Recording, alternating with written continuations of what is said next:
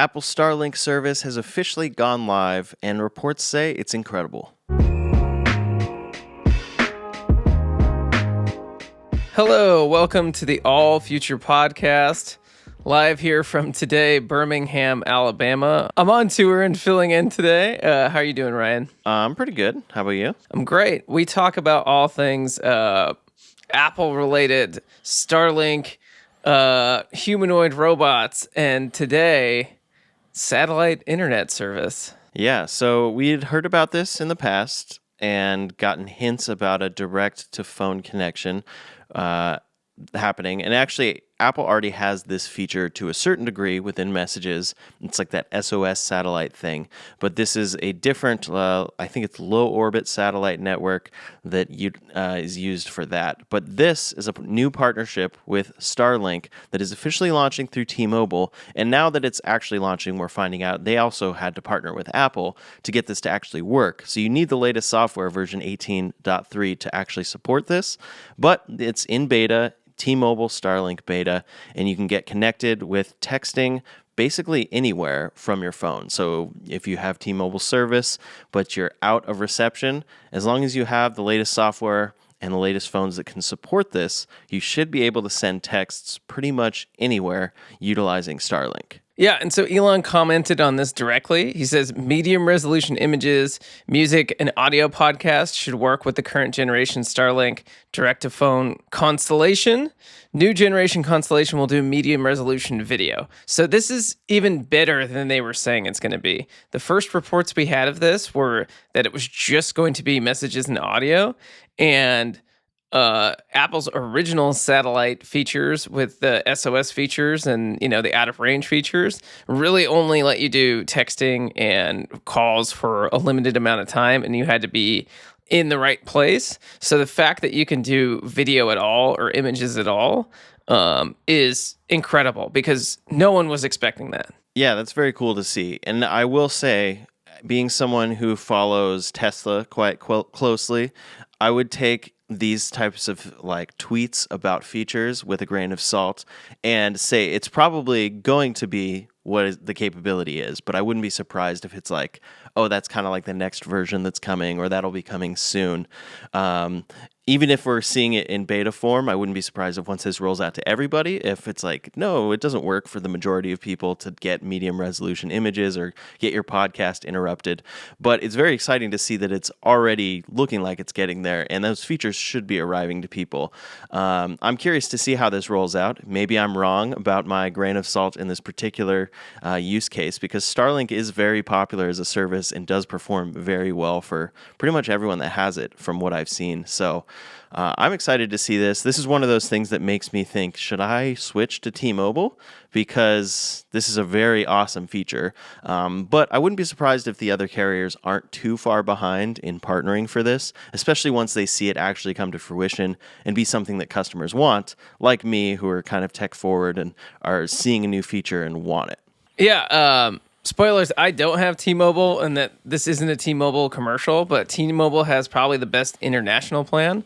I play in Europe all the time, and I'm constantly going there back and forth, and I do not use Verizon's plan because it's incredibly expensive.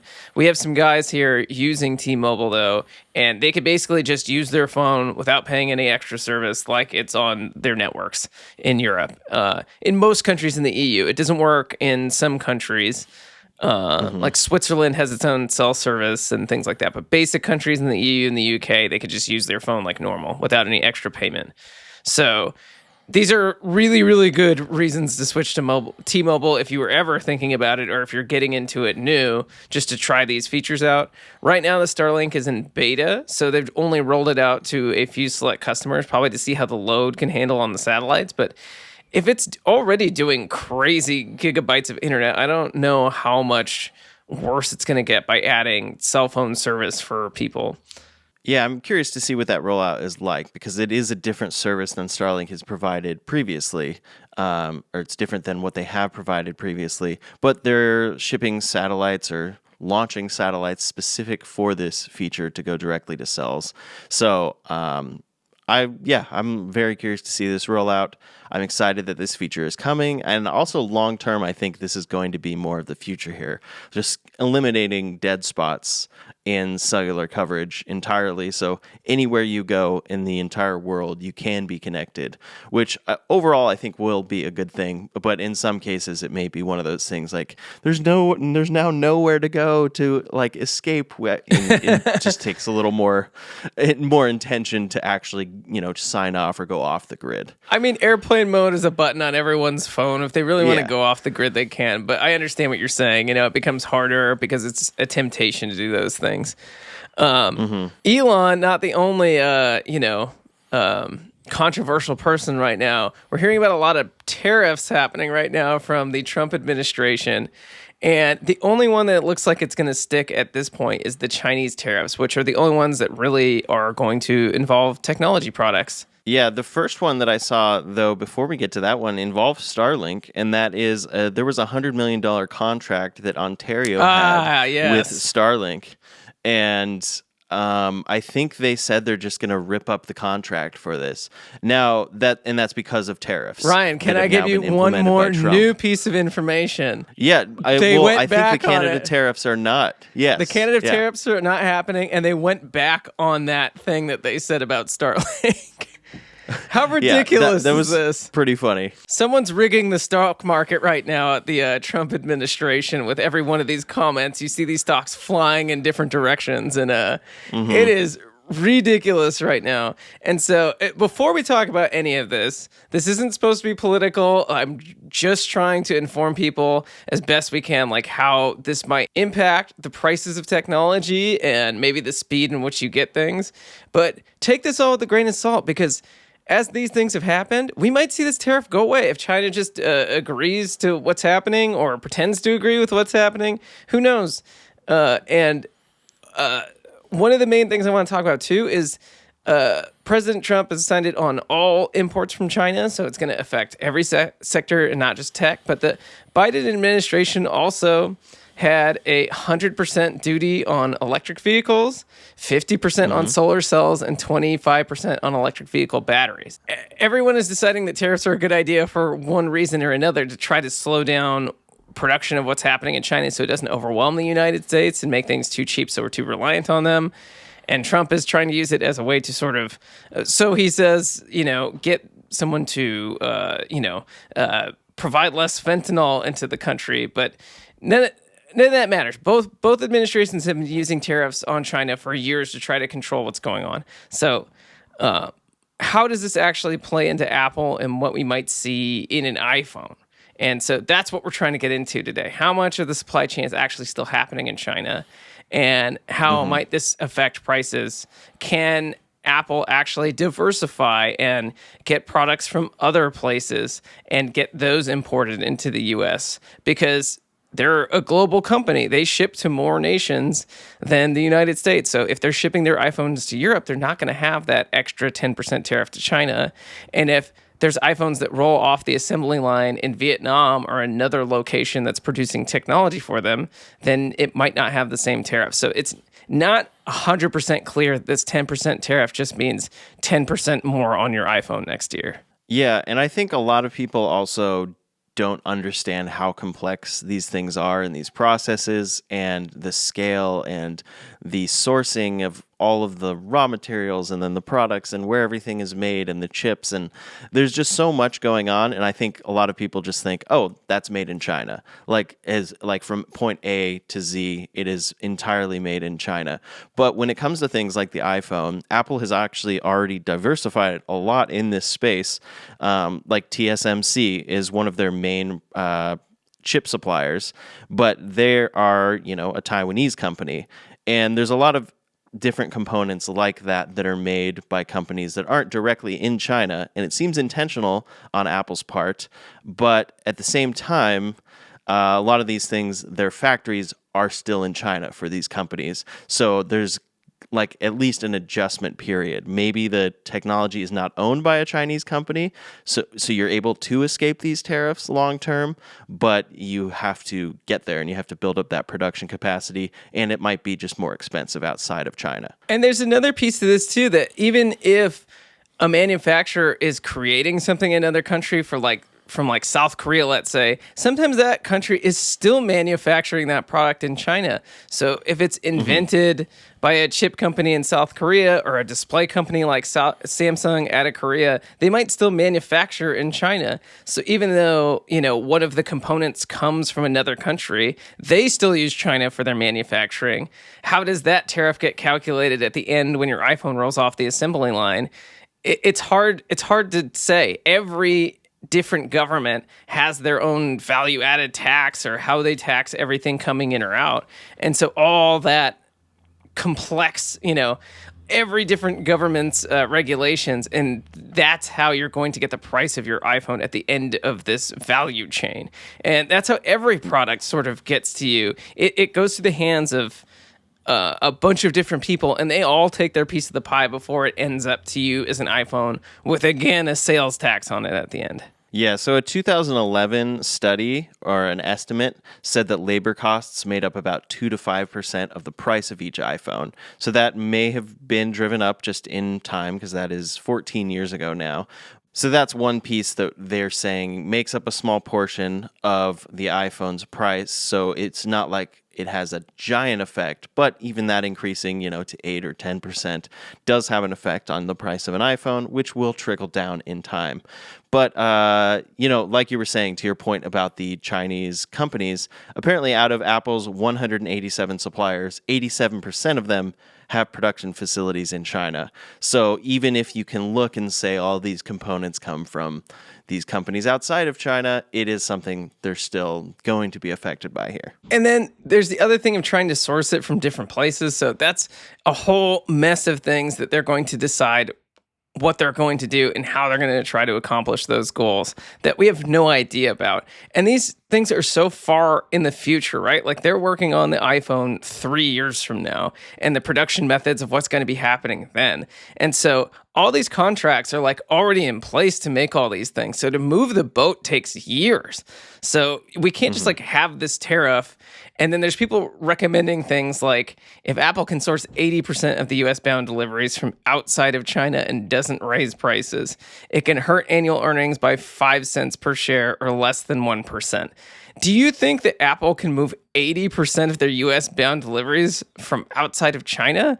Is that even possible to do for like a next iPhone cycle by September? So like 8 months, Are you kidding me? Definitely not the next cycle. Yeah. And then how long are these tariffs going to last? How long is this Trump administration going to last? 4 years. So by the time, we get out the other side of this and we've decided that these are still necessary, these are unnecessary, it's a really hard short-term problem to try to solve for.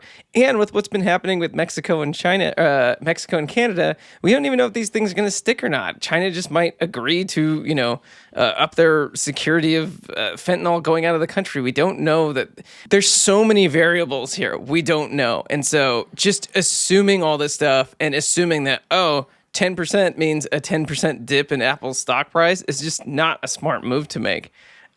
We actually talked about this with NVIDIA, right? All the DeepSeek news came out, and the text I sent to Ryan was like, there's no way they made this for $6 million. I'm going to buy the dip and see what happens. This is not a stock channel, and none of this is stock advice, but we've been through a lot of this before where we see the doom and gloom in Tesla, and we see the doom and gloom in Apple, and we see everyone like bet against it in the short term. And what you want to do if you really believe in that company is just buy then. And lo and behold, like stuff starts to come out about DeepSeek that, maybe they didn't build this for $6 million and it was actually like closer to $1 billion, and they used all of ChatGPT to train it, and they used all these other open source models. And so there really is like something great going on here, but it's not how they presented it. And so people, there's a giant sell-off on that news, though, that it might happen. And so this might be just another one of those instances. We have no idea what's going to happen. We have no idea how Apple's going to impact their supply chain to make these things happen. All these things are happening now. They're probably making decisions, but how far in the future is that going to play into our next iPhone cycle? And then if it was let's just say it was a 10% increase, and a iPhone goes from $799 to, $829 or something like that. $880 would be a 10% increase. $879. Yeah. Are you not going to buy an iPhone if you were already going to buy an iPhone? Can you not just like throw in $80 worth of value add like off a mobile contract? Can you push that to the mobile? Like Apple's a smart company. They know that they can deal with other companies to get that price to stay at that price point, but still eat the price in another way by moving customers in a direction or doing something else. Like Apple's not one to raise their prices. So they'll figure out how to make this happen, or make this happen with a very small price range raise if that's the case. Yeah, these are giant corporations with so many things going on that, yes, the iPhone is a huge part of their business and their sales. So when that's affected by a percentage, it does make an impact. But they have so many things going on that they can shift things around. Like I always think of this example. A lot of people still look at like Tesla's earnings and say, oh, they only make their money because of energy credits, because there's automakers that don't make electric vehicles that pay Tesla for energy credits because Tesla has a ton of them, and that's like a government compliance thing in certain countries. And Tesla actually does make a good amount of money doing that. And so people will say, oh, that's the only reason they were profitable this quarter. But it's like, well, if you're running a business and going, oh, look, I'm receiving this many billions of dollars from these credits and they're here now, let me invest a lot of money, a lot more money into R&D. And that's, you're constantly balancing and looking at your books and stuff. And then when those credits dwindle, it's not like you're suddenly like, oh no, you adjust accordingly. And I think similarly, Apple will be able to adjust accordingly here. And we might not even really see the effects of this, but it also could just get jumbled up with inflation and such to where we don't really know what the true effect was. But I wouldn't be surprised if we do see an iPhone price increase coming up. It feels like it was going to happen anyway, or it feels like Apple will get creative with how that price increase goes, like you were saying. Yeah, Tesla's a great example of crazy price swings, and it's stuff that you can't even really tell why it happened for profit swings. I think there was a profit swing in quarter four of 70% this year, and then it's all the doom and gloom of it's all over, sell everything, and this company will never come back and it will never make money again. And I just think those things are so flawed, and every time an earnings report comes out that's not as good for any company, you just see huge sell-offs or huge things. And really, it's an opportunity. If you really believe in that company, you think it's making good products, which Apple in Q4, huge boost. So everyone who's saying that Apple Intelligence isn't driving sales, or that Apple has lost their innovation, they're laughing all the way to the bank, because we can criticize their methods all we want, but apparently they're still one of the biggest companies in the world and making record profits. So we can't criticize the way they're doing business that much, from a business standpoint. Yeah, I'm curious to see the long term here and how these tariffs go, what the real goal is, and then if it achieves anything. I think a lot of people just look at it and think it's all stupid and none of it's going to achieve anything. But we'll see the effects of where this goes, if it stays in place or if it disappears like the Canada ones, and then if it has a positive or negative effect on prices for things. But at the same time, if your iPhone increases over the next few years in price, but it drives innovation into the United States and gives us more jobs, that would be something we want. And it's like this dichotomy, though, of like, well, I don't want to pay more money, but this is also definitely supporting like our local stuff and our local production and innovation within this country. Yeah, and it's definitely a weak play because you saw 25% to Mexico and Canada because their number one importer is the United States. They're sort of locked into that for a lot of different reasons. But you saw only 10% China because the leverage is in the other direction. We import all our stuff from China. So, that's why I think it might not be as serious as we think it is, or they're just willing to take that 10% hit. Is this all political theater, things like that? This isn't the podcast that we talk about technology here, but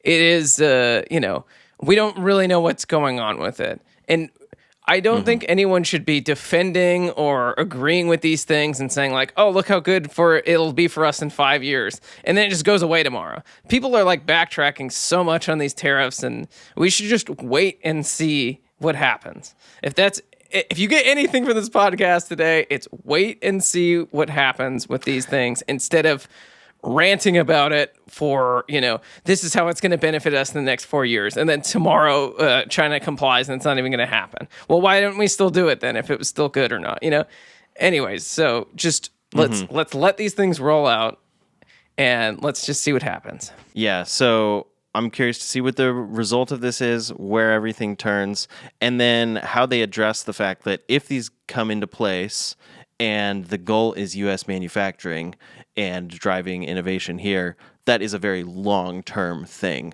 So how long does it take before an iPhone can be mostly produced in the United States? And will we ever see that? That's never going to happen.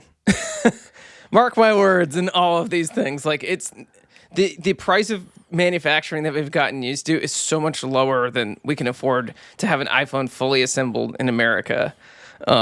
And you saw how much like innovation had to happen for a car to be built in America, for a car like a Tesla to be competitive with other cars. And it's still not 100% competitive with other car prices because we have tax credits and things like that. So we'll see how competitive a Tesla is versus other luxury cars if they choose to remove those things or not.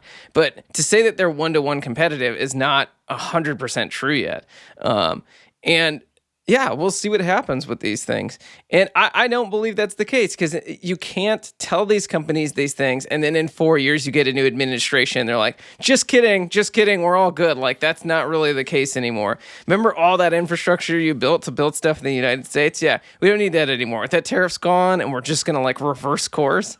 It's ridiculous, So we kind of have to, do a little more than 4 years of planning before. And I think these companies know that. They're smart. And so that's why everyone's meeting with the White House and trying to make sure, like, what's your plan here? I'm not going to build all these factories in the United States and bring jobs to the United States if you're just going to reverse this in a month. So, anyways, I think it's smart for everyone to be cautious and not talk about any of this stuff yet, not have really strong opinions about what they think's going to happen yet, because we've all been proven wrong in the past 4 days about how these things can wildly change. So, let's not go crazy. Yeah. The prime example of that is Starlink getting completely canceled in Canada or Ontario, and then that contract reversing because these tariffs did disappear, at least for a particular set of time. So I'm excited to see the future, though, with Starlink coming to T-Mobile, and maybe in a couple weeks, Andrew and I will be utilizing that on T-Mobile. Yeah.